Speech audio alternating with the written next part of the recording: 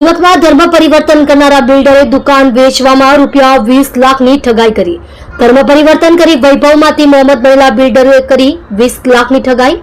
આરોપીએ નવસારી બજારના એપાર્ટમેન્ટમાં સસ્તામાં દુકાન વેચાણના નામે 20 લાખની ઠગાઈ કરી। ઇકો સેલે બિલ્ડરના સાગરીતના દલાલની કરી ધરપકડ।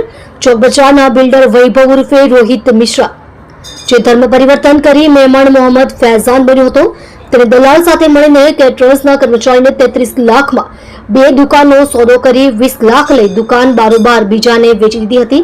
કર્મચારી નીતિન પટેલે ફરિયાદ આપી પોલીસે ફૈઝાન રાકેશ મિશ્રા અને જમીન દલાલ શેખ નાસિર નઝુલ ઇશાક સામે ગુનો દાખલ કર્યો છે। આ કેસની તપાસ ઇકો સેલને સોંપાતા દલાલ નાસિર શેખની ધરપકડ થઈ છે।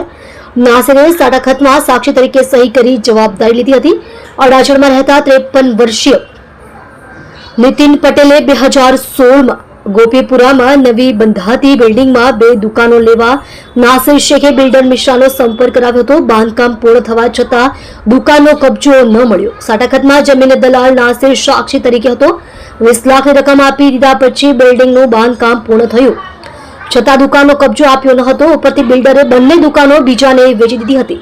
આથી નીતિન પટેલે પોલીસમાં ફરિયાદ કરવાની નોબત આવી હતી। નીતિને પહેલા 10 લાખ અને ત્યાર પછી 10 લાખ ચૂકવ્યા હતા।